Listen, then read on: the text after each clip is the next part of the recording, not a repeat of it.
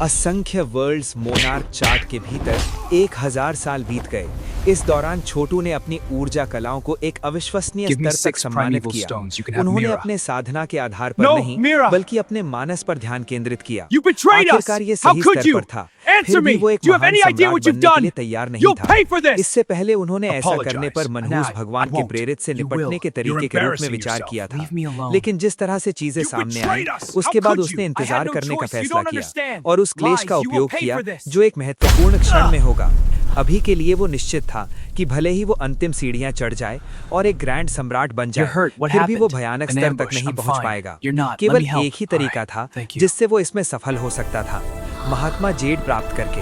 हालांकि असंख्य विश्व सम्राट चार्ट के अंदर 1000 साल बीत चुके थे, लेकिन बाहरी दुनिया में केवल कुछ ही दिन बीत गए। छोटू और उसके साथियों के अपने साधना के सत्रों के साथ समाप्त होने के बाद वे अंततः विल मैनिफेस्टेशन हेवन संप्रदाय में लौट आए। Ding dong ding dong. जैसे ही वे पहुंचे, घंटियां बजी। मुख्य बुजुर्गों को इकट्ठा होने के लिए बुलाया गया। बैठक का पैमाना पहले की तुलना में बहुत बड़ा था, क्योंकि कई संस्थाएं जो सामान्य रूप से एकांत में थीं, सभी आ गईं। और ऐसा इसलिए था क्योंकि कुछ बहुत महत्वपूर्ण होने वाला था। बेशक बहुत से लोग सोच रहे थे कि संप्रदाय का स्वामी वास्तव में इस तरह की बैठक क्यों बुला रहा था। हालांकि सबसे महत्वपूर्ण घंटियां बज रही थीं, जिससे स्पष्ट हो गया कि सभी को भाग लेना था। यहाँ तक कि Peak Lords, Grand Might, Spirit Wall और नारोपा को बताया गया था कि वे अपनी विभिन्न पर्वत चोटियों तक ही सीमित थे, को भाग लेने का निर्देश दिया गया। जैसे ही सभी लोग इकट्ठे हुए, उन्होंने संप्रदाय के स्वामी को वहां बैठे देखा और तुरंत महसूस किया कि उसके बारे में कुछ अलग लग रहा था, जैसे कि उसने किसी प्रकार की सफलता हासिल की हो। बधाई हो संप्रदाय स्वामी, मुख्य बुजुर्गों में से एक ने कहा। आप अंततः हमारे संप्रदाय की अंतिम रक्षात्मक कला विल मैनिफेस्टेशन 9 कॉर्डन कीमिया दाओ ग्रांड एनर्जी को विकसित करने में सफल हुए हैं। आप उस कला के 7वें डिवीजन में पहुंच गए हैं, है ना? ये सही है। मेरे हाल के दिनों के चिंतन ने मुझे 7वें डिवीजन तक पहुंचने की अनुमति दी है। आने वाले दिनों में मैं अंततः 8वें और 9वें डिवीजन में पहुंच जाऊंगा और देवताओं के मार्ग पर चलना शुरू कर दूंगा। बधाई हो संप्रदाय। सभी पीक लॉर्ड्स ने सम्मान में अपने पैरों पर खड़े होते हुए कहा। जैसा कि छोटू को लंबे समय से एहसास हो गया था, संप्रदाय के स्वामी ने एक ऐसी तकनीक की खेती की जिसमें उसने अपने भीतर कढ़ाई भट्टियां बनाई। वास्तव में वे अपने स्वयं के स्वर्ग और पृथ्वी भट्टी की तरह थे। एकमात्र अंतर ये था कि केवल एक होने के बजाय अंततः 9 होंगे। 9 के स्तर तक पहुंचने से अविश्वसनीय शक्ति प्राप्त होगी और उसे एक विल मैनिफेस्टेशन गोल्डन पिल बनाने की अनुमति मिलेगी, जो कि सच्चे दिव्यत्व के समान कुछ था। हर कोई कृपया बैठ जाओ, संप्रदाय के स्वामी ने कहा। उन्होंने कहा कि मैंने आज ये बैठक कुछ बहुत महत्वपूर्ण घोषणा करने के लिए बुलाई है। हमारे संप्रदाय में जूनियर संप्रदाय का पद लंबे समय से खाली है।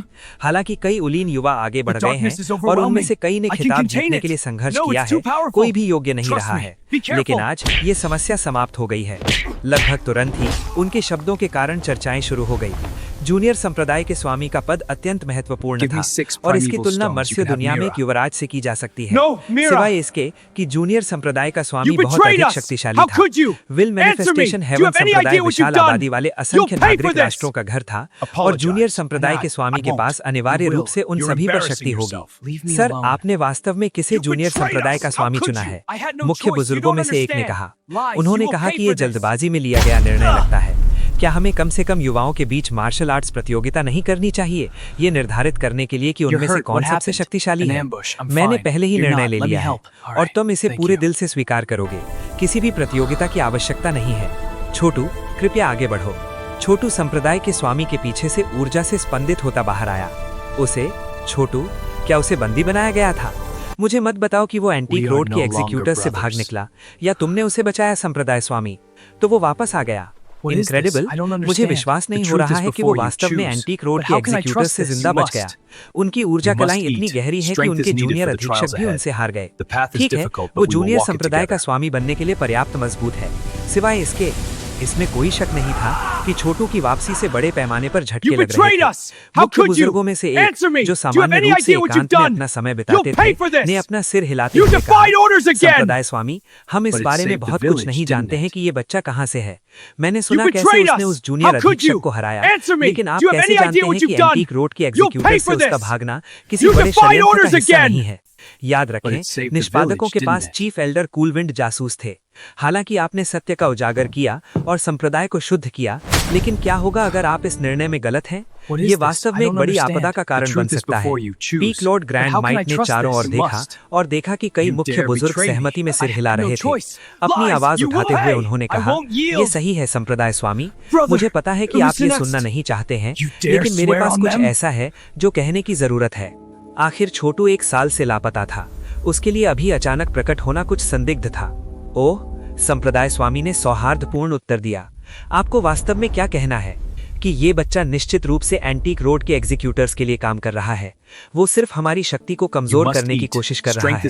अन्य 2 शिखरों को एक अर्थपूर्ण नजर देते हुए, जिन्हें वो जानता था कि वो उसके पक्ष में थे, उन्होंने कहा, जूनियर संप्रदाय का स्वामी बनने के लिए उसके पास निश्चित रूप से कुछ गुप्त उद्देश्य हैं, विलन के इरादे।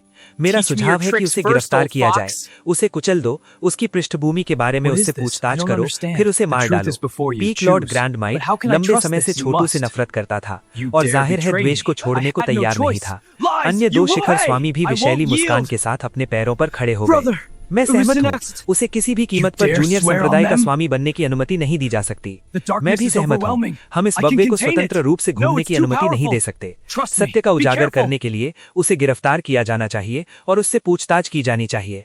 पीक लॉर्ड्स, हम एक ऐसे मोमेंट पर हैं जब जीवन और मृत्यु दाव पर हैं, और ऐसा कोई तरीका नहीं है जिससे हम अज्ञात मूल के एक शिफ्टी चरित्र को जूनियर संप्रदाय की पदवी चुराने की अनुमति दे सकें। वो पद हमारे संप्रदाय का मौलिक रूप से महत्वपूर्ण हिस्सा है, जिसे गलत व्यक्ति द्वारा नहीं आयोजित किया जा सकता। अन्य शिखर स्वामी बेचैनी से स्थिल, तो ऐसे लोग हैं जो मेरे जूनियर संप्रदाय का स्वामी होने पर आपत्ति करते हैं? छोटू ने एक ऐसी आवाज में कहा जो बहुत ही मामूली थी, लेकिन किसी तरह से कुछ भी मामूली नहीं लग रहा था। तो इस मामले में मुझे लगता है कि मैं केवल, तुम मर सकते हो गंदे छोटे सुअर, पीक लॉर्ड स्पिरिट वॉल चिल्लाया। अभी अपने घुटनों पर बैठ जाओ। मैं जो कहने जा रहा था वो ये था कि मैं केवल बिना किसी दया के अपने विरोध को कुचल सकता हूँ, छोटू ने कहा और उसकी आंखें चमक उठीं। गड़गड़ाहट। छोटू अचानक गायब हो गया, फिर पीक लॉर्ड स्पिरिट वॉल के ठीक सामने फिर से प्रकट हो गया। उसकी मुट्ठी घातक बल के साथ उसकी ओर बढ़ रही थी। तुम मुझ पर हमला करने की हिम्मत कैसे करते हो सुअर? पीक लॉर्ड स्पिरिट वॉल एक ऐसा व्यक्ति नहीं था जिसके साथ आसानी से छेड़छाड़ की जा सकती थी, और पूरे समय पहरे पर रहता था। अब जबकि उसने छोटू को एक चाल चलते देखा तो उसने अपना हाथ बाहर निकाला और उसकी 5 उंगलियां लगभग पहाड़ों की तरह लग रही थीं। Spirit wall mountain shifting grand magic. महत्वपूर्ण ऊर्जा एक पहाड़ के आकार में फट पड़ी, फिर छोटू की ओर कुचलने वाले तरीके से उतरी। हालांकि छोटू ने बस इसके माध्यम से अपना रास्ता बनाया, फिर पीक लॉर्ड स्पिरिट वॉल की रक्षात्मक एम्पीरियन ऊर्जा को कुचल दिया और उसके पेट पर एक झटका दिया। छींट। पीक लॉर्ड स्पिरिट वॉल को चिल्लाने का मौका भी नहीं मिला। उसके मुंह से खून का एक बड़ा समूह फूट पड़ा और उसका चेहरा मौत की तरह धूसर हो गया, जैसे कि वो हवा में पीछे की ओर फेंका गया। लगभग बेहोश वो चरित्र बड़े डॉ के आकार में वर्ग के बीच में जमीन पर पटक दिया। वो अपने पैरों पर रेंगने में भी असमर्थ था। पीक लॉर्ड स्पिरिट वॉल को हराने के बाद, केवल एक चाल का उपयोग करने के बाद, छोटू एक रहस्यमयी फुर्ती के साथ आगे बढ़ा। जब वो पीक लॉर्ड ग्रैंड माइट और नारोपा से निपटने के लिए आगे बढ़ा, पलक झपकते ही एक विशाल हथेली ऊर्जा उन पर बंद हो गई और उनके चेहरे पर अलार्म के भाव दिखाई दिए जब उन्होंने अपना बचाव करने की कोशिश की। दुर्भाग्यवश उनके लिए छोटू बहुत उग्र था और उसकी चालों से बचाव करना असंभव था। चकमक के पत्थर से उड़ने के लिए एक चिंगारी लगती है। उनकी वास्तविक ऊर्जा नष्ट हो गई और वो मारे गए। उनके टेंडन टुकड़े टुकड़े हो गए और उनके मुंह से खून का छिड़काव होने लगा।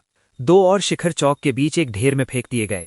ये इतनी अकल्पनीय गति से हुआ कि किसी को प्रतिक्रिया देने का मौका भी नहीं मिला। 3 शिखरों को विशैले तरीके से हराया गया, फिर चोटों के साथ ढेर में फेंक दिया गया, इतनी बुरी तरह से कि वे सांस लेने के लिए हाँफने लगे। तुम्हारी इतनी हिंसक अपराध करने की हिम्मत कैसे हुई दुष्ट प्राणी? कई मुख्य बुजुर्गों ने तुरंत ही संयुक्त क्रोधपूर्ण हथेली प्रहार करने के लिए सेना में शामिल हो गए। इसी दौरान छोटू ने गति में विस्फोट किया, एक मुट्ठी का ऐसा शक्तिशाली प्रहार किया कि हवा के माध्यम से इसके गुजरने मात्र से ही पूरा क्षेत्र इतना हिंसक हो गया कि कई लोगों ने अपना पैर खो दिया। मुट्ठी में आग लगी और उसे वापस इसके स्रोत की ओर वापस भेज दिया। मुख्य बुजुर्ग लड़खड़ाते हुए पीछे की ओर सड़क गए। उनके चेहरे पर शौक का भाव था। वे कभी अनुमान कैसे लगा सकते थे कि छोटू इतना मजबूत होगा? कम से कम वो स्पष्ट रूप से उस समय की तुलना में हजारों गुना अधिक शक्तिशाली था। इससे भी अधिक चौंकाने वाली बात यह है कि वो अभी भी भयानक स्तर पर भी नहीं था। अस्थिर स्तर पर किसी के लिए अपनी खेती को इतनी ऊंचाइयों तक ले जाना पूरी तरह से स्वर्ग विरोधी था। उसे चारों ओर घेरो, बव्वा पागल हो गया है। कुछ मुख्य बुजुर्ग अभी भी छोटू पर हमले की योजना बना रहे थे। हालांकि तभी संप्रदाय के स्वामी ने कहा, अपना हाथ रखो। छोटू की ओर देखते हुए उन्होंने कहा, तुम कुछ ज्यादा ही निर्दयी हो रहे हो। आखिरकार वे शिखर स्वामी जासूस नहीं हैं, वे सिर्फ संकीर्ण सोच वाले और क्षुद्र हैं, इससे ज्यादा कुछ नहीं। छोटू ने कहा, संकीर्ण सोच वाले और क्षुद्र लोग अनिवार्य रूप से बड़ी आपदाओं का कारण बनते हैं। इसके अलावा मैं उन्हें मारने की कोशिश नहीं कर रहा था, बस उन्हें सबक सिखा रहा था। जब तक वे मुझे पूरे दिल से स्वीकार करने के लिए सहमत हैं, मैं उन्हें ठीक कर सकता हूं। आप अच्छी तरह से जानते हैं कि मैं क्या कर सकता हूं, सेक्ट लॉर्ड। ये सही है, पीक लॉर्ड सेलेस्टियल ने आगे बढ़ते हुए और छोटू के कंधे को पकड़ते हुए कहा। अपने हाथ रखो मुख्य बुजुर्गों, छोटू ने हमारे संप्रदाय के लिए अद्भुत सेवाएं दी हैं। वास्तव में संप्रदाय के स्वामी के 7वें डिवीजन तक पहुंचने का कारण सब कुछ उसी की वजह से है। इसके अलावा उन्होंने पीक लॉर्ड मेमोरी और खुद को हमारी ऊर्जा कलाओं को आगे बढ़ाने में मदद की। जैसा कि आप सभी जानते हैं, हमारे विल मैनिफेस्टेशन हेवन संप्रदाय के इतने शक्तिशाली होने का एक कारण मानसिक स्केलिंग सिस्टम है। लेकिन छोटू के पास एक भगवान का इंजन है। इसे ईंधन देने के लिए पर्याप्त शक्ति के साथ हम पहले से भी अधिक विस्फोटक वृद्धि का अनुभव करेंगे। क्या एक भगवान का इंजन? सभ्यता के क्रूजर के पीछे प्रेरक शक्ति? वहां मौजूद सभी लोगों की चौंकी हुई निगाहें छोटू की ओर शिफ्ट हो गई। उसके पास एक ईश्वर का इंजन है। कोई आश्चर्य नहीं कि पीक लॉर्ड सेलेस्टियल और मेमोरी इतनी मजबूत लगती हैं। और इसी तरह संप्रदाय का स्वामी 7 कड़ाही के स्तर तक पहुंच गया। 7वें डिवीजन में वो हजारों तरह की महत्वपूर्ण ऊर्जा को अवशोषित कर सकता है। वास्तव में उसे लड़ाई में शक्ति के उच्च स्तर तक पहुंचने के लिए दुश्मनों की वास्तविक ऊर्जा को अवशोषित करने में सक्षम होना चाहिए। लोग कहते हैं कि हमारे मानसिक स्केलिंग सिस्टम सभ्यता के प्राचीन क्रूजर का केवल एक हिस्सा है और इसकी वास्तविक शक्ति को अनलॉक करने के लिए आपको एक भगवान के इंजन का उपयोग करना होगा। इस तरह आप मानस के उस गुप्त जादू का उपयोग कर सकते हैं, सभ्यता संस्थापक ग्रैंड मैजिक। एक बार जब आप इसकी खेती करना शुरू करते हैं तो आपकी मानसिक शक्ति छलांग और सीमा से आगे बढ़ेगी। कोई आश्चर्य नहीं कि संप्रदाय का स्वामी और 2 शिखर प्रभुओं के पास मानसिक शक्ति है जो चार्ट से बहुत दूर है। अगर हमारे पास एक भगवान का इंजन है तो क्या इसका मतलब ये नहीं कि हम अजेय हैं? बिल्कुल, ये वास्तव में हमारी विल मैनिफेस्टेशन हेवन संप्रदाय में सुधार करने जा रहा है। लेकिन एक बार बात फैल जाने के बाद क्या हम एक बड़ा लक्ष्य नहीं बन जाएंगे? खबर कौन लीक करेगा? कोई सुसाइड महसूस कर रहा है?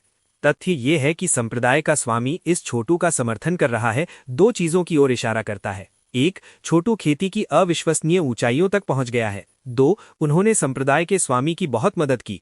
और अगर संप्रदाय का स्वामी उसे स्वीकार करता है तो मुझे नहीं लगता कि उसके हमारे जूनियर संप्रदाय स्वामी होने में क्या समस्या है।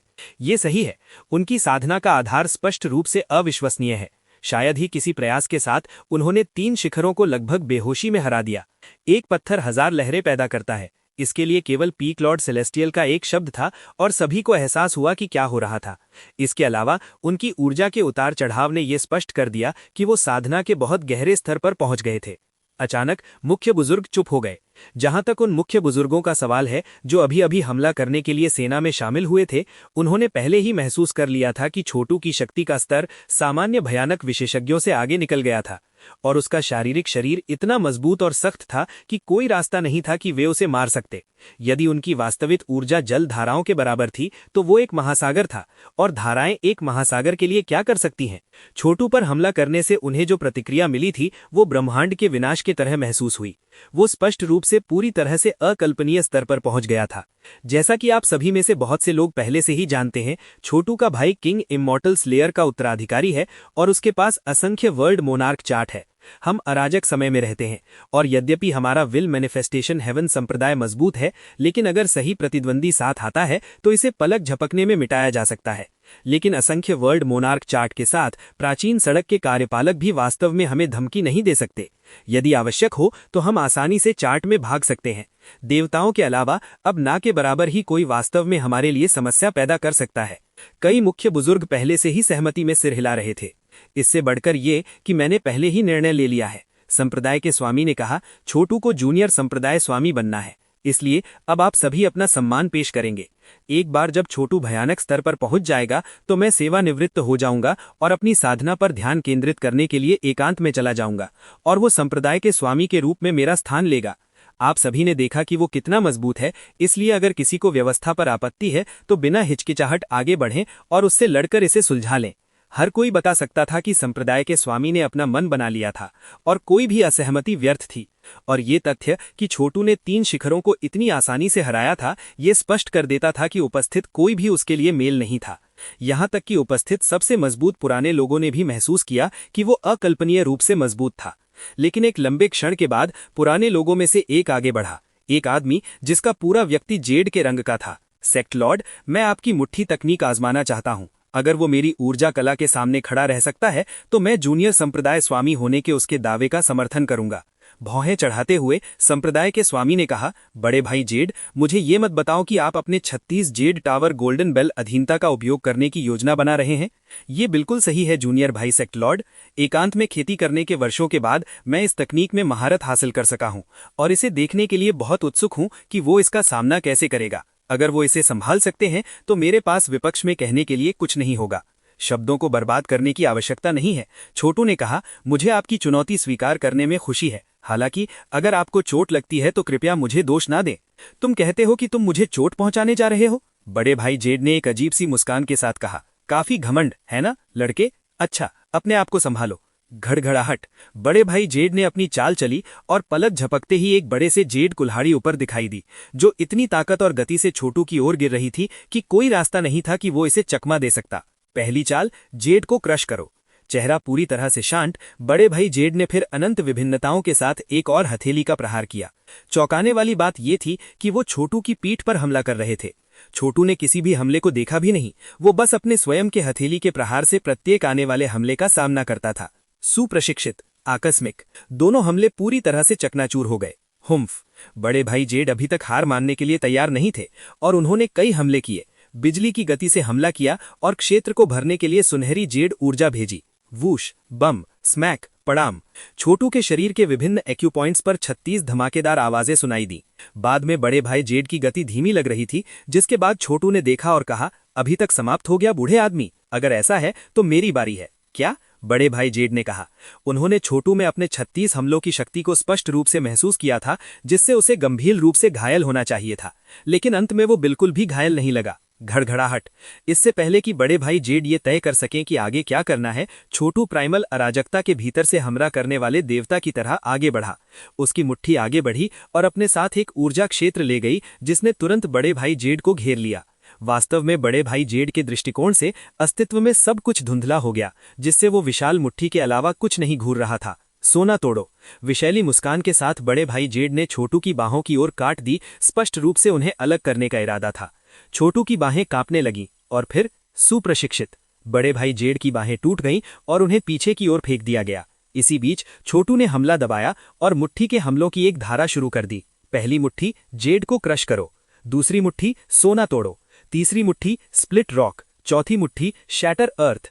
तुमने मुझ पर अपने 36 जेड टावर गोल्डन बेल अधीनता का उपयोग किया, इसलिए मैं तुम पर उन्हीं 36 चालों का उपयोग करूंगा। ये केवल उचित है ना?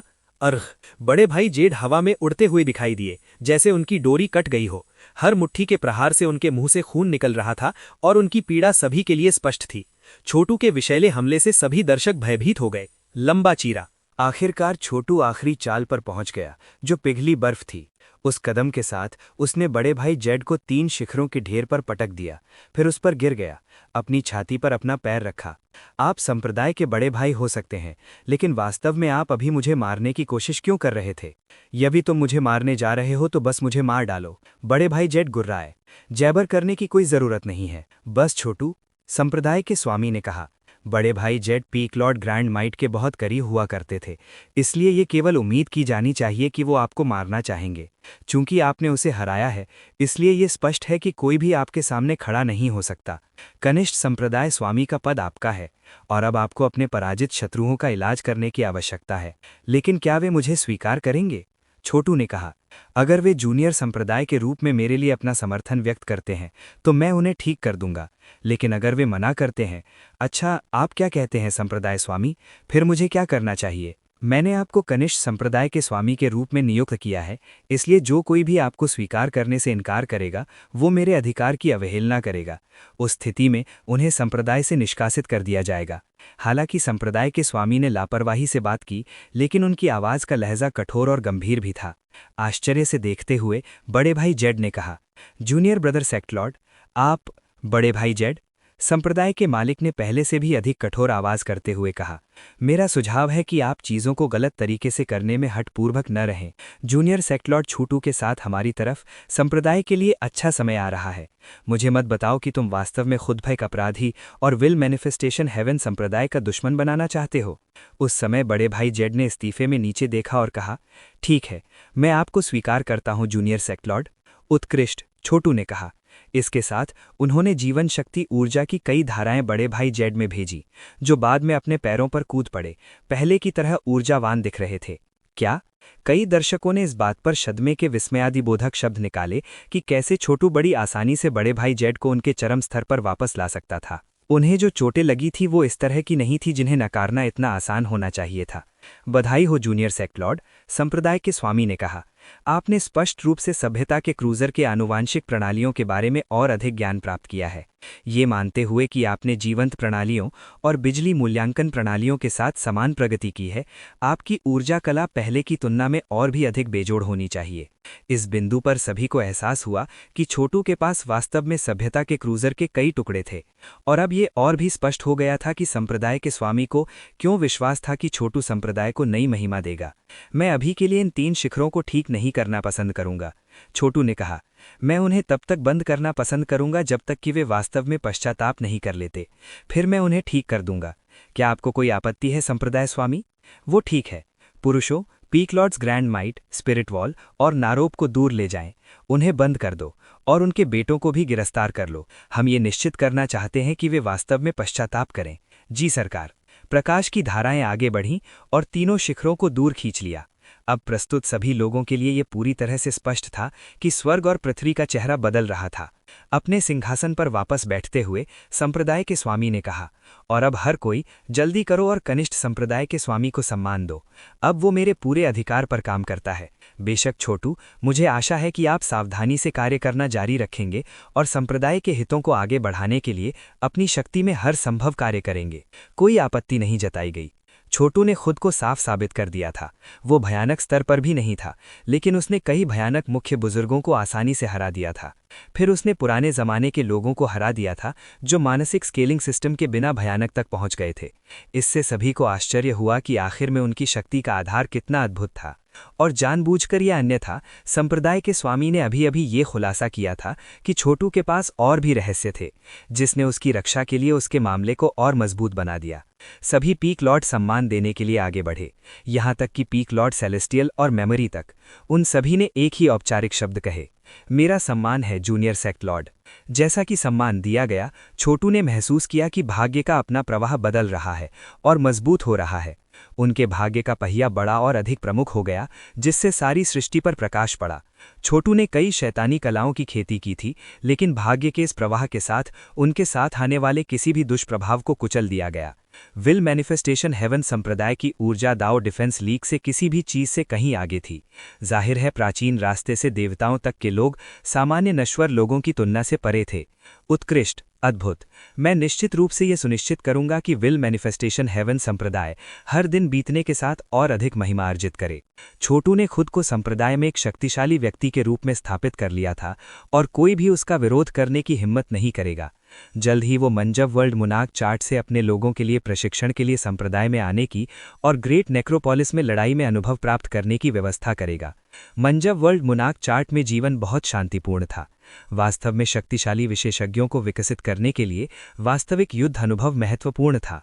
जो लोग मानदंडों पर खरे नहीं उतरे वे मर जाएंगे। कमजोर लोगों को खोना एक ऐसा नुकसान था जिसे छोटू स्वीकार कर सकता था। अब जबकि ये मामला सुलझ गया है, संप्रदाय के स्वामी ने कहा कि हमें इसे सार्वजनिक रूप से घोषित करने की आवश्यकता है। प्राचीन रास्ते से देवताओं तक की महाशक्ति संप्रदायों को प्राचीन रास्ते के निष्पादकों का विरोध करने के बारे में बात करने के लिए मिलने का कार्यक्रम है। इसलिए इस प्रभाव के लिए घोषणा कार्ड भेजें। अभी के लिए कनिष्ठ संप्रदाय के लिए सभी व्यवस्थाएं करेंगे और योग्य व्यक्तियों को प्रासंगिक कार्य देंगे। हमारा ध्यान संप्रदाय को मजबूत करने, असीम ऊर्जा कलाएं प्रदान करने और संप्रदाय में शीर्ष प्रतिभावान लोगों की पहचान करने पर होगा। हम जूनियर संप्रदाय के निर्देशों का पालन करेंगे। सभी ने एक स्वर में उत्तर दिया। छोटू ने सिर हिलाया। उन्होंने सभ्यता के क्रूजर के ज्ञान की तलाश में और मानसिक स्केलिंग सिस्टम से सभ्यता की स्थापना ग्रैंड मैजिक सीखने के लिए मंजव वर्ल्ड मुनाक चार्ट में 1000 साल बिताए थे। उन्होंने पावर असेसमेंट सिस्टम से vital power heaven filling lord Dao नामक कुछ उठाया था, साथ ही आनुवांशिक प्रणालियों और जीवंत प्रणालियों से असीम खेती कलाएं उठाई थीं। इस बीच उनके पास 3 लाइफ स्टोन था, जिसने उनकी true devil unspoiled by unlimited कल्प्स एंड क्रिपल्स बॉडी से क्लेश ऊर्जा से निपटने में मदद की थी। अब तक उनका मानसिक पैमाना 3 के स्तर पर था। यही सब कारण थे जिनकी वजह से वे अभी अभी लड़ाई में इतनी आसानी से जीत गए। कठिन अध्ययन के माध्यम से आत्मसुधार के धन्यवाद वे असीम भयानक विशेषज्ञों के साथ संघर्ष कर सकते थे। उनके हृदय में उनकी अपनी imperial heaven pre beginning system दूसरे स्तर पर आगे बढ़ गई थी। अब तक वे किसी भी ऊर्जा कला को महारत हासिल कर सकते थे जिनका उन्होंने सामना किया था। इसी तरह उन्होंने बड़े भाई जेड के खिलाफ उसके 36 jet tower golden bell subjugation का उपयोग किया था। हालांकि ऐसा करने की उनकी क्षमता पहले से ही प्रभावशाली थी, लेकिन अब ये लगभग बिना किसी प्रयास के संभव था।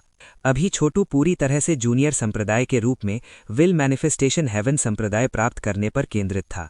एक स्पष्ट योजना बनाने के बाद उन्होंने अगले महीनों में चीजों को पुनर्व्यवस्थित किया और संप्रदाय के विभिन्न सदस्यों को उनकी ऊर्जा कलाओं को बेहतर बनाने में मदद की। अपनी उन्नति के कारण उनके लिए खेती के परिणाम स्वरूप होने वाले दुष्प्रभावों को पहचानना पहले से भी अधिक आसान हो गया था, जिसके परिणाम स्वरूप छोटू की खुद की खेती के आधार में भी सुधार हुआ था। इस बीच संप्रदाय के स्वामी ने अनिवार्य रूप से उन्हें दैनिक मामलों की जिम्मेदारी सौंप दी थी, यहाँ तक कि उन्हें विल मैनिफेस्टेशन बाइबल तक पहुंच प्रदान कर दी थी, जो एक सत्य पाठ था जो गॉड वर्ल्ड से हाई सेलेस्टियल विल द्वारा छोड़ा गया था। इसमें हाई सेलेस्टियल द्वारा बनाई गई विभिन्न साधना प्रथाएं शामिल थीं, और यद्यपि छोटू को वास्तव में उनमें से किसी की भी आवश्यकता नहीं थी, लेकिन उन्हें अपने शस्त्रागार में रखना मददगार होगा। जल्द ही अन्य महाशक्ति संप्रदायों से मिलने का समय आ जाएगा, जो प्राचीन रास्ते के निष्पादकों का विरोध करने के बारे में बात करेंगे। यदि वो नेतृत्व करता है लेकिन विल मैनिफेस्टेशन हेवन संप्रदाय की किसी भी क्षमता का उपयोग नहीं करता है, तो ये उसे हंसी का पात्र बना देगा। वो पहले ही एम्प्रेस हार्ट सेलेस्टियल, सबसे बड़े भाई और अन्य प्रमुख व्यक्तियों को महत्वपूर्ण पदों पर कब्जा करने के लिए बाहर निकाल चुका था, और यहाँ तक कि उन्हें मूल्यवान अनुभव प्राप्त करने के लिए अभियानों पर भी भेज दिया था। उसने सेलेस्टियल पीक से एम्परल हार्ट सेलेस्टियल की मदद करने के लिए कड़ी मेहनत की, जिससे उन्हें अपनी वास्तविक ऊर्जा को इस बिंदु तक निष्कर्ष करने में मदद मिली कि वे भयानक स्तर पर पहुंचने के करीब थे। पूरा संप्रदाय गतिविधि और प्रगति की अनुभूति से भर गया। ये वैसा ही था जैसा वो पहली बार मेमोरी पीक पर पहुंचे थे, तो उन्होंने कई शिष्यों को शानदार प्रगति हासिल करने में मदद की थी। अब वो तब की तुलना में और भी ज्ञानी थे और सहायता के लिए सबसे प्रतिभाशाली शिष्यों की जल्दी से पहचान कर सकते थे। जिन शिष्यों को इस तरह से लाभ हुआ, वे पहले से ही छोटू की पूजा करते थे और उनके कट्टर समर्थक थे। यहाँ तक कि कुछ भयानक पुराने बुजुर्ग भी थे जो सहायता के लिए आए थे।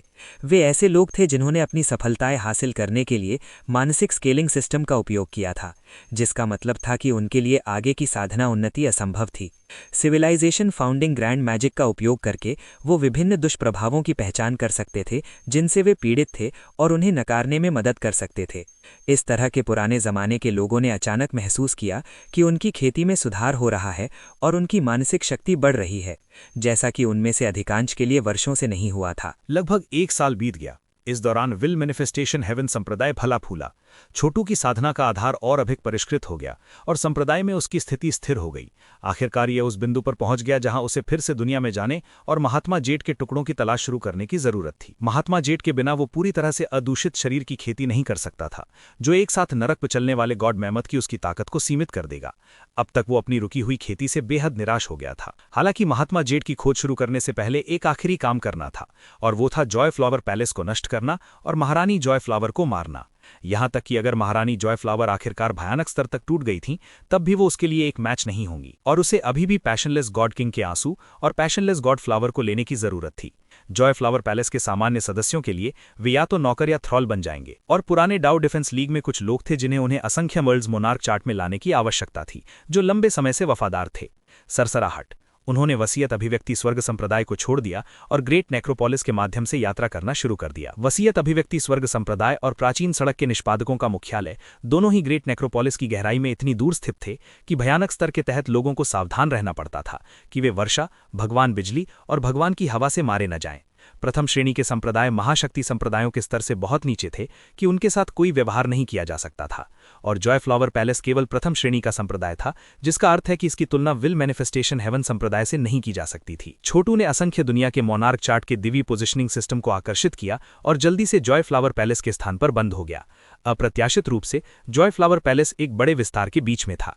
ये पहले की तुलना में बहुत बड़ा था और महिला शिष्यों की साधना के आधार निरंतर सुधार की स्थिति में थे। केंद्रीय महल में सभी महिलाओं के पास उनकी सहायता के लिए दास और थ्रॉल थे, और निश्चित रूप से हमेशा पुरुषों को बधिया किया जाता था और हिजड़े में बदल दिया जाता था। इच्छा शक्ति की एक विशाल अभिव्यक्ति ने जगह को कवर किया, और उतार चढ़ाव से छोटू बता सकता था कि महारानी जॉय फ्लावर भयानक स्तर पर पहुंच गई थी। एक भयानक विशेषज्ञ का होना एक महाशक्ति संप्रदाय के निर्माण की योग्यताओं में से एक था। जाहिर है, एक नए आरोही भयानक विशेषज्ञ का मतलब होगा कि संप्रदाय कमजोर था, लेकिन वे अभी भी गिने जाएंगे। सम्राज्ञी कहाँ है? उसने महलों को स्कैन करते हुए सोचा। ये देखते हुए कि यहाँ अपने समय के बाद से उनकी साधना का आधार कितनी आगे बढ़ गई थी, उनके लिए पूरी जगह का आकलन करना आसान था, यहाँ तक कि देवराजा के आंसू के भीतर मंत्र गठन तक भी। पहले वो एक चींटी थी, लेकिन अब वो एक चील की तरह थी, और एक बार जब वो खुद भयानक स्तर पर पहुंच गया तो वो अजगर की तरह हो जाएगा। क्या महल में किसी तरह की बैठक चल रही है, किसी तरह का भोज? दरअसल उसकी निगाहें अब महारानी जॉय फ्लावर पर टिकी थीं, जो किसी प्रकार के शाही भोज की अध्यक्षता करते हुए अपने सिंहासन पर बैठी थीं। उपस्थित अन्य सभी लोग प्रथम श्रेणी के संप्रदाय के नेता थे, जिनमें कुछ लोग ऐसे भी थे जिनके पास 3000 या उससे अधिक का पावर इंडेक्स था। बेशक यहाँ तक कि शक्तिशाली लोग भी महारानी से बहुत फूलदार भाषा में बात कर रहे थे। घुटनों के बल गिरते हुए उपस्थितों में से एक ने अपना शराब का गिलास ऊपर रखा और कहा, भयानक स्तर पर पहुंचने पर बधाई महारानी। बेशक एक महान व्यक्ति को एक छोटे व्यक्ति के अपराधों को याद नहीं रखता है, इसलिए हम वास्तव में आशा करते हैं कि आप हमें पिछली चूक के लिए माफ कर देंगे। हमारा यांग ट्रैम्पलिंग संप्रदाय निश्चित रूप से जॉय फ्लावर पैलेस के प्रति वफादार रहेगा, और वास्तव में मैं एक पत्नी बनने के लिए भी तैयार हूं। उम्मीद है कि आपकी पत्नी महारानी। इस आदमी का पावर इंडेक्स 3000 से अधिक था, जो इसे लगभग अनइरिरू के समान स्तर पर रखता था।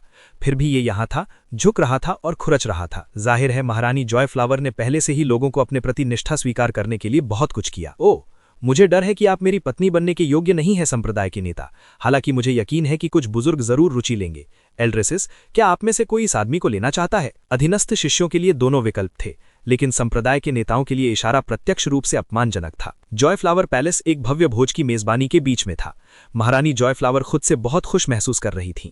उसने प्रथम श्रेणी के सहस्त्रों संप्रदायों के नेताओं को भाग लेने के आदेश जारी किए थे, सभी को उन्हें विभिन्न शिष्यों और बुजुर्गों को देने के इरादे से, लगभग संपत्ति की तरह। संप्रदाय के नेताओं के लिए यह बहुत बड़ा उपमान था, लेकिन उनमें से किसी ने भी गुस्से की एक झलक तक को आवाज नहीं दी।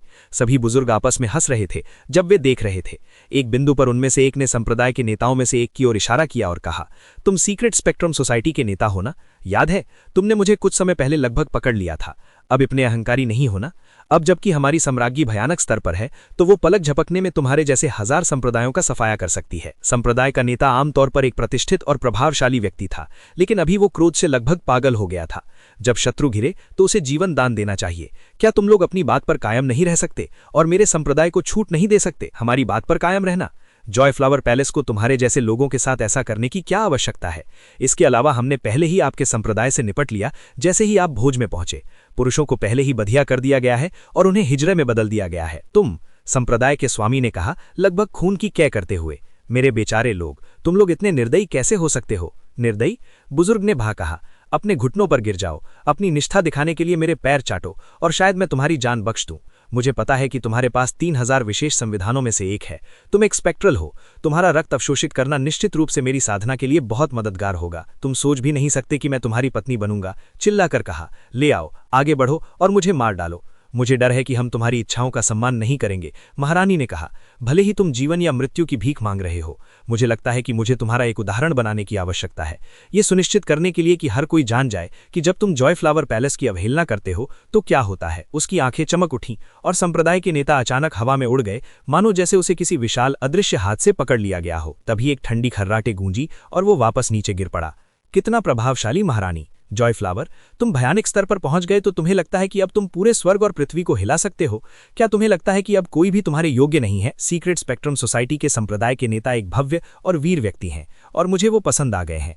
वास्तव में मैं उन्हें एक प्रशिक्षु के रूप में ले रहा हूं। अचानक छोटू भव्य हॉल के बीच में दिखाई दिया। क्या? अनगिनत लोग सदमे में अपने पैरों पर खड़े हो गए और जॉय फ्लावर पैलेस के कई सदस्यों ने अपने हथियार निकाल लिए। महारानी जॉय फ्लावर स्पष्ट रूप से चौंकी हुई थी, लेकिन छोटू को देखकर वो मुस्कुरा दी। ओह, तुम हो तो तुम इतने मूर्ख क्यों बन रहे हो कि अपने आप को सीधे मेरे हाथों में फेंक दो? तुम स्पष्ट रूप से अभी तक भयानक स्तर पर नहीं हो, इसलिए अपने घुटनों पर गिर जाओ और मेरी पत्नी बनने के लिए सहमत हो जाओ। प्राउड स्वर्ग से निपटने में मेरी मदद करो और साथ ही मुझे वो सभी खजाने वापस कर दो जो तुमने लिए थे। अरे, छोटू ने अपना सिर हिलाते हुए ठंडी आह भरी। यदि तुम बेवकूफ लोगों के बारे में बात करना चाहते हो तो मैं कहूंगा कि केक लेने वाले तुम हो। यहां तक कि जब तुम्हारा संप्रदाय नष्ट होने वाला है तब भी तुम सोचते हो कि तुम्हारे पास सब कुछ नियंत्रण में है, बंद कर दिया जाए। गड़गड़ाहट। छोटू से जादुई शक्ति फूट पड़ी जिसने क्षेत्र को भर दिया, जॉय फ्लावर पैलेस और पैशनलेस गॉड फ्लावर को ढक लिया, इसे कोकून की तरह लपेट लिया। फिर वो कोकून क्लेशों की ताकत से धड़कते हुए सिकुड़ने लगा। इंपीरियल हेवन प्री बिगिनिंग, छोटू ने कहा, और ध्वनि तरंगे निकली जिससे पूरा महल हिंसक रूप से कांपने लगा। तुरंत जादुई कानून 10,000 गुना मजबूत हो गए जिससे कई लोग घबराहट में चिल्लाने लगे। जादुई कानून बहुत कठिन है, मैं उड़ नहीं सकता, मैं मुश्किल से हिल सकता हूं। क्या चल रहा है? ये कैसे हो सकता है? मेरी सच्ची ऊर्जा, मैं इसे खुले में नहीं छोड़ सकता। स्थान के जादुई कानून बहुत मजबूत हैं। स्थानीय जादुई कानूनों ने मूल रूप से मुझे एक मर्त्य में बदल दिया है। मैं मुश्किल से जमीन से कूद सकता हूं। मैंने जो सुना है उसके अनुसार भगवान की दुनिया ऐसी ही है। मुझे मत बताओ कि ये जगह भगवान की दुनिया में बदल रही है। अचानक महारानी जॉय फ्लावर का चेहरा गिर पड़ा। ये सही है, छोटू ने कहा। मैंने पैशनलेस गॉड फ्लावर पर नियंत्रण करने के लिए इंपीरियल हेवन प्री बिगिनिंग शक्तियों का उपयोग किया है और अब मैं पैशनलेस गॉड किंग का आंसू लेने जा रहा हूं। उसने महल की गहराई में खजाने के भंडार की ओर इशारा किया और विभिन्न वार्डिंग जादू के नष्ट होते समय कर्कश ध्वनियां सुनी जा सकती थीं। फिर आखिरी देव संरचना उड़कर उसके हाथ में आ गई। हर कोई देख रहा था कि एक आंसू बाहर निकल रहा है जो असीम दुख से स्पंदित हो रहा है। छोटू की हथेली को छूते ही वो गायब हो गया और वो मुस्कुरा दिया। पलक झपकते ही जॉय फ्लावर पैलेस के सभी कार्यों का संचालन बंद हो गया। वो हाथ के एक मोड़ से बादल पैदा कर सकता था और दूसरे हाथ से बारिश कर सकता था। ये इतना सरल था। जॉय फ्लावर पैलेस से हर कोई डरता था, लेकिन कम से कम क्षणों में सब कुछ बदल गया था। स्वर्ग से परे हमेशा एक स्वर्ग होता है और हमेशा आपसे अधिक महत्वपूर्ण लोग होते हैं। महारानी जॉय फ्लावर अपने सिंहासन से उठी। उसकी पीठ पर पहले से ही ठंडा पसीना टपक रहा था। मैंने जॉय फ्लावर पैलेस को बंद कर दिया है, छोटू ने जारी रखा।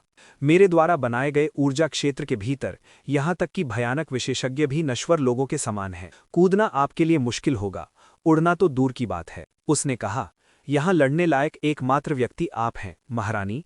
तो आप क्या कहते हैं, मेरे साथ एक निष्पक्ष मैच करने की परवाह करते हैं? एक निष्पक्ष मैच? उसने जवाब दिया। उसकी आंखें चमक रही थीं। आप इसे मजबूत कैसे प्राप्त करते हैं? ये सब आप हैं, किसी जादुई खजाने से मदद नहीं। और तुम्हारी वो चीज कहाँ है? मुझे कहीं भी इसकी उपस्थिति महसूस नहीं हो रही है। वो स्पष्ट रूप से गॉड लीजन सील का जिक्र कर रही थी, लेकिन नाम को जोर से कहने को तैयार नहीं थी। वो जानती थी कि अगर उसने ऐसा किया तो इससे पूरे संप्रदाय का तत्काल विनाश हो सकता है। वो इस बात से पूरी तरह वाकिफ थी कि छोटू कितना शातिर और निर्दयी हो सकता है। अगर वो किसी संप्रदाय का सफाया करना चाहता था तो वो ऐसा करेगा। कोई टिप्पणी नहीं, छोटू ने जवाब दिया। उंगलियों के साथ महारानी की ओर बढ़ते हुए उन्होंने कहा, आप प्राउड हेवन की महिला थी, है ना? मुझे महिलाओं में उनके स्वाद का बेहतर विचार प्राप्त करने में दिलचस्पी है। यहां तक कि जब ऊर्जा उससे फैली तो महारानी जॉय फ्लावर ने विस्फोटक बल के साथ अपनी असली ऊर्जा जारी की। सारी सृष्टि में भावुक स्नेह समाप्त हो जाता है, हृदयहीन और अलैंगिक।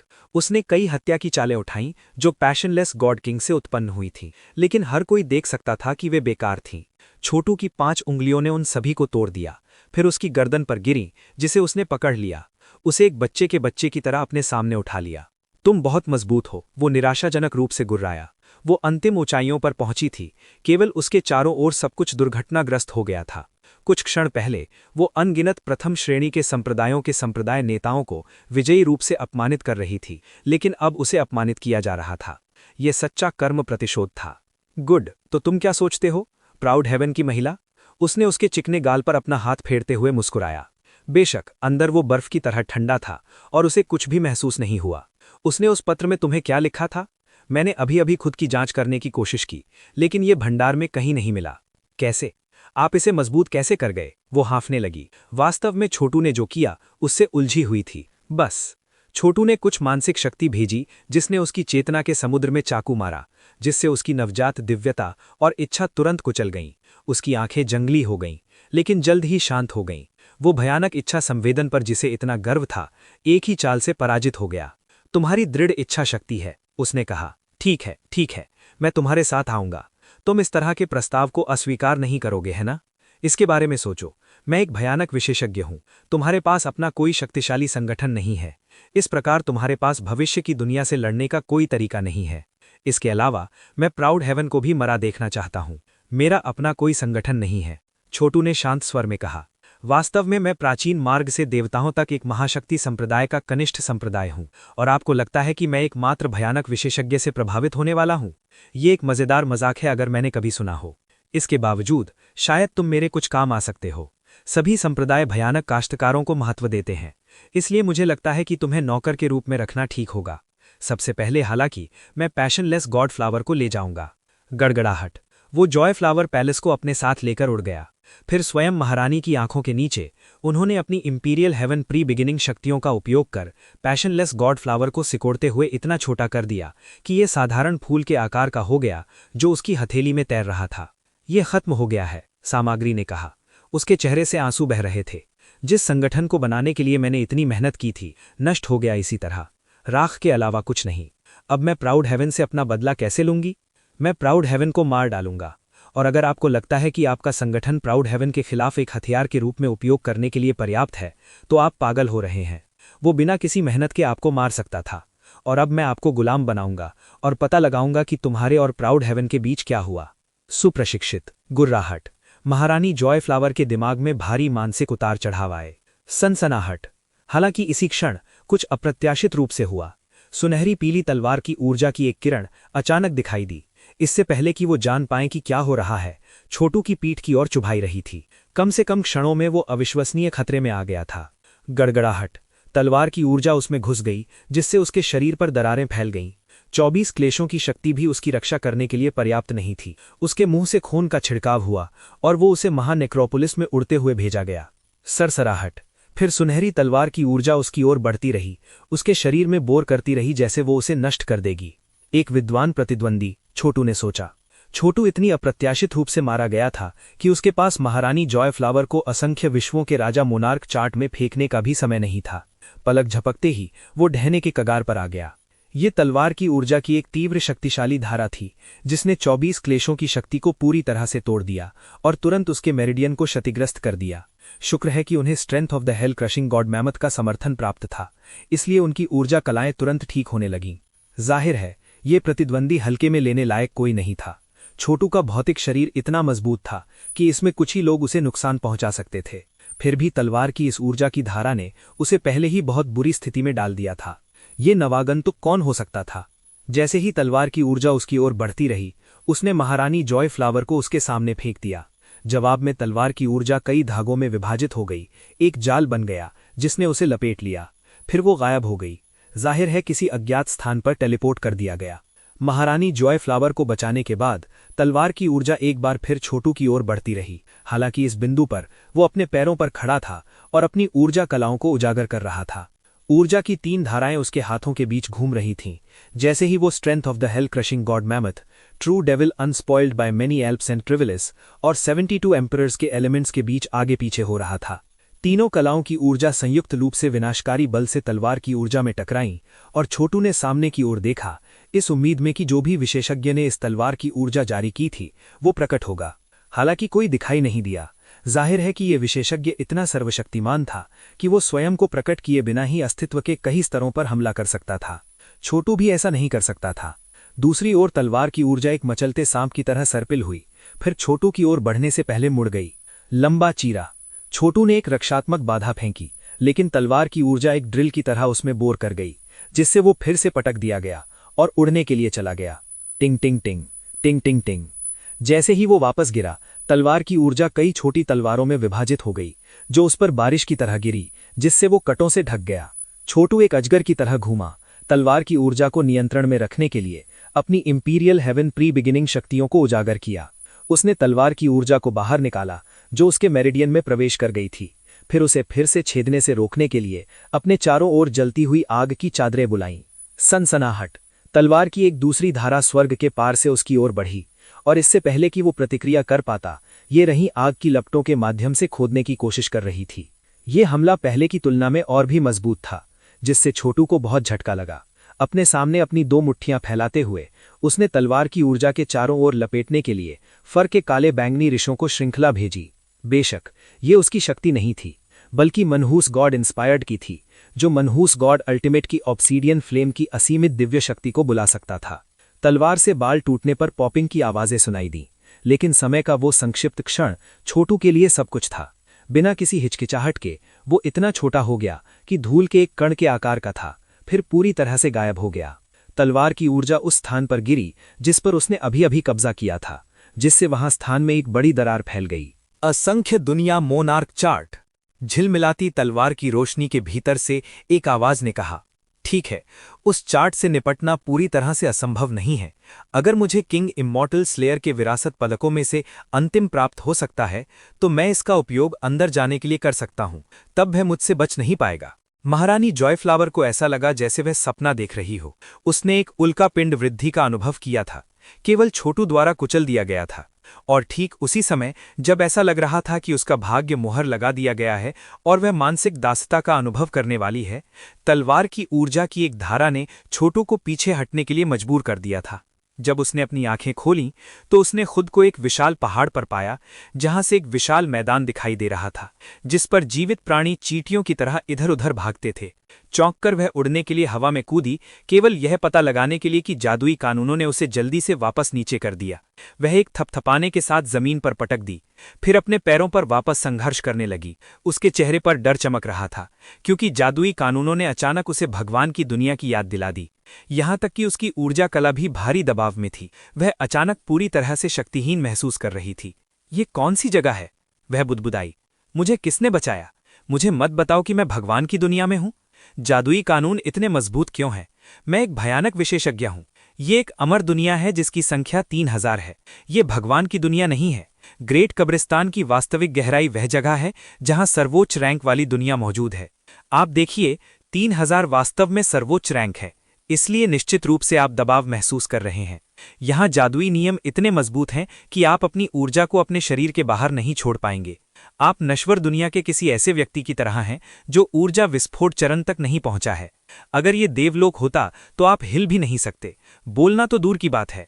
आपकी ऊर्जा आपके शरीर से बाहर निकल जाएगी, बूंद बूंद करके। जब तक आप सांस नहीं ले सकते तब तक आप मर जाएंगे और अंततः एक चमकदार सफेद कंकाल में सड़ जाएंगे। वहां कौन है? महारानी जॉयफ्लावर ने आगे पीछे देखते हुए कहा। अचानक उसे एहसास हुआ कि आगे एक चट्टान थी, जिसके किनारे पर सुनहरे कपड़ों में एक युवक बैठा था, जो सांस लेने का व्यायाम कर रहा था। उसके द्वारा ली गई हर सांस के कारण आंधी बल वाली हवाएं उसकी ओर लुढ़कती थीं, जिससे उसमें अनंत मात्रा में सर्वोत्कृष्टता ऊर्जा चूसती थीं। उसके सांस लेने से जमीन भी मुरझा गई और पानी के शरीर सूख गए। जाहिर है वह इस 3000वें स्थान पर रहने वाली अमर दुनिया के सार को अवशोषित कर रहा था। महारानी जॉयफ्लावर इसे देखते ही चकाचौंध हो गई। यहां वह उड़ नहीं सकती थीं और लगभग एक नश्वर महिला की तरह महसूस कर रही थीं। फिर भी यह युवक वास्तव में इस जगह के सार को अवशोषित कर रहा था। वह उससे कितनी अलग होनी चाहिए? तुम कौन हो? उसने पूछा। अचानक हवा का एक झोंका उसे पीछे से मारा और वह खुद को अपने पैरों से गिराए जाने से रोकने के लिए अपने पेट पर गिर पड़ी। भयानक विशेषज्ञ अनगिनत विमानों में छेद कर सकते थे, फिर भी वह जानती थी कि अगर वह उस चट्टान से गिर गई तो वह समाप्त हो जाएगी। मैं प्राउड हेवन का दुश्मन हूं, युवक ने कहा। मुड़ते हुए उसने उसकी ओर भदकती आंखों से देखा और कहा, मैंने तुम्हें उस पर प्रहार करने के लिए बचाया। तुम दोनों का देवताओं के लिए प्राचीन मार्ग पर एक दुर्भाग्यपूर्ण रिश्ता था और यहां तक कि एक बच्चा भी था, है ना? नहीं, महारानी जॉयफ्लावर चिल्लाई। ऐसा कभी कुछ नहीं हुआ। शांत हो जाओ, युवक ने कहा। उसने अपना हाथ लहराया, उसमें सुनहरी रोशनी की एक धारा भेजी जिसने उसे थोड़ी स्पष्टता दी। अभी आप केवल भयानक स्तर पर पहुंचे हैं और आप थोड़ा बहुत अहंकारी व्यवहार कर रहे हैं। अभी आप एक बच्चे की तरह हैं जो चलना सीख रहा है। आपके सामने एक लंबा रास्ता है। आप प्राउड हेवन को मारने के लिए तैयार हैं ना? फिर मेरे साथ काम क्यों ना करें? मैं आपकी मदद करूंगा। आप देखिए, वह बच्चा जिसे आपने और प्राउड हेवन ने बनाया है, वह वर्तमान में भविष्य की दुनिया में अपना शक्ति आधार बना रहा है। वास्तव में प्राउड हेवन उसे 10 मैजिस्टरों में से एक के रूप में कार्यभार संभालने के लिए तैयार कर रहा है और मुझे उनकी योजना को विफल करने के लिए आपकी मदद की जरूरत है। युवा सर, क्या मैं पूछ सकता हूं कि आप वास्तव में कौन हैं और आपको प्राउड हेवन से क्या शिकायत है? अपना सिर साफ करने के बाद महारानी जॉयफ्लावर पहले से ही नए प्लॉटों और योजनाओं के साथ आना शुरू कर रही थीं और खुद को कमजोर और दयनीय बनाकर शुरू कर रही थीं। मैं आदिम युग से गॉड लीजन सील का वाहक हूं। युवक अपने पैरों पर खड़ा हो गया और वह इतना प्रभावशाली था कि ऐसा लग रहा था जैसे उसकी उपस्थिति ने पूरे आकाश को भर दिया हो। उसी समय महारानी जॉयफ्लावर ने चारों ओर देखा कि आसपास की अमर दुनिया तेजी से सिकुड़ रही थी। 100वें नंबर पर रहने वाली अमर दुनिया बेहद विशाल थी और प्रथम श्रेणी के संप्रदायों को जन्म दे सकती थी। महारानी जॉय फ्लावर ने कभी भी 500 रैंक वाली दुनिया पर नजर नहीं रखी थी और उसने कभी भी 1000 रैंक वाले स्थानों के बारे में नहीं सुना था। फिर भी ये दुनिया 3000 की संख्या में थी और युवक वास्तव में केवल सांस लेकर इसे नष्ट कर रहा था। कोई आश्चर्य नहीं, उसने यह उल्लेख किया कि वह गॉड लीजन सील को धारण किया था। छोटू के बारे में क्या? उसने पूछा। मुझे पता है, छोटू अमर दाओ युग से गॉड लीजन सील का वाहक है। वह और प्राउड हेवन एक दूसरे से नफरत करते हैं। फिलहाल मैं उसे मारने नहीं जा रहा हूं। मनी अ वर्ल्ड्स मोनार्क चार्ट में गॉड लीजन सील छिपाना अधिक सुरक्षित है और अगर मैंने उसे मार भी डाला तो भी मैं सील नहीं निकाल पाऊंगा। आप देखिए, मैंने उस पर हमला करने का मुख्य कारण आपको बचाना था, अन्यथा उसे जीवित बच निकलने में कठिनाई होती। आप अजेय हैं युवा सर, उसने कहा, इस तथ्य पर अपना शौक छिपाते हुए कि यह युवक स्पष्ट रूप से भगवान बनने की सीमा पर था। आपके और प्राउड हेवन के बीच किसका अधिक साधना आधार है? वह अंधेरे से मुस्कुराया। हम एक ही स्तर पर हैं। दुर्भाग्यवश उन्होंने आदिम युग में युद्ध का अभियान चलाया, यहां तक कि मेरे खिलाफ घात लगाने के लिए अन्य मैजिस्टरों को भी नेतृत्व किया। दुर्भाग्य से उनके लिए, हालांकि मैं अपनी जान बचाकर भाग निकला और ये देखते हुए कि मैं कितना मजबूत हूं, यह दिया गया है कि इस उम्र में कोई भी मुझे नहीं मार सकता। अजीब बात तो यह है कि छोटू वास्तव में अपने गॉड लीजन सील को एक सच्चे खजाने की तरह मानने के बजाय छिपा रहा है। वह इसका उपयोग करने से इनकार कर रहा है और वास्तव में एक अलग मार्ग का अनुसरण कर रहा है। मुझे ऐसा लगता है कि वह खुद को इससे मुक्त करना चाहता है। बहुत आदर्शवादी, लेकिन दुख की बात है क्रूरता से अवास्तविक। अगर वह ऐसा करता है तो गॉड लीजन सील अंततः उसे अपनी इच्छा से छोड़ सकती है और एक नया मेजबान खोज सकती है और फिर वह नर्क कुचलने वाले गॉड मैमथ की अपनी शक्ति खो देगा। क्या वास्तव में ऐसा हो सकता है? बिल्कुल। जब आपको गॉड लीजन सील मिलती है तो यह दर्शाता है कि आपका भाग्य देवताओं की सेना से बंधा हुआ है। क्या आप सचमुच सोचते हैं कि आप इस तरह भाग्य से छुटकारा पा सकते हैं? यह ऐसा होगा जैसे कोई आदमी इसे अमीर बनाता है और फिर अपनी बूढ़ी पत्नी को एक तरफ फेंक देता है। इस तरह के नैतिक चरित्र वाले किसी व्यक्ति की देखभाल गॉड लीजन सील द्वारा कैसे की जा सकती है? युवक ठहाकर मारकर हंसने लगा।